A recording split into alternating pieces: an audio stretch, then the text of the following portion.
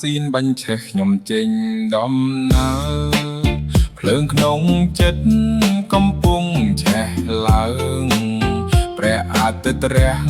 មេឃធំទូលាយពីនេះហើយខ្ញុំមានជីវិតមួយថ្មីខ្យល់បក់ហៅតាមសរសៃឈាម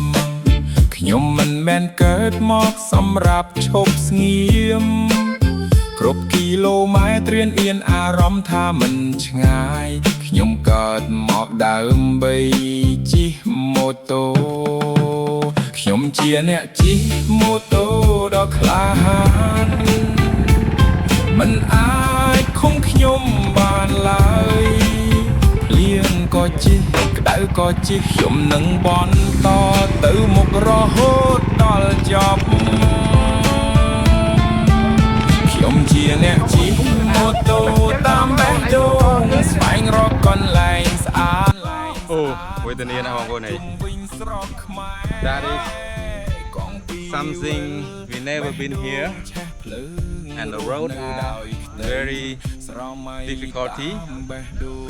They have some moods inside with the grass. And now our team have 7 motorbike with about 10 people.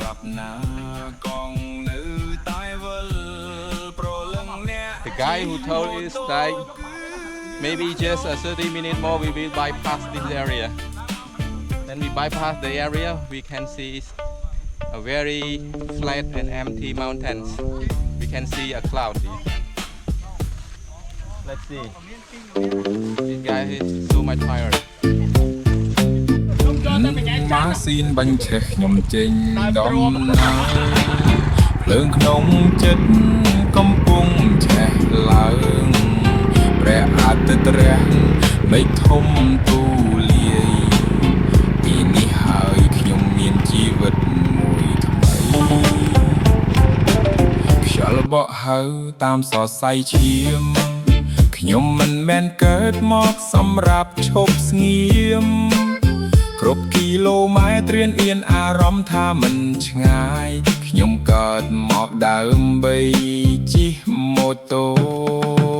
ខ្ញុំជាអ្នកជិះម៉ូតូដ៏ក្លាហានមិនអាចឃុំខ្ញុំបានឡើយភ្លៀងក៏ជិះក្តៅក៏ជិះខ្ញុំនឹងបន្តទៅមុខរហូតដល់ចប់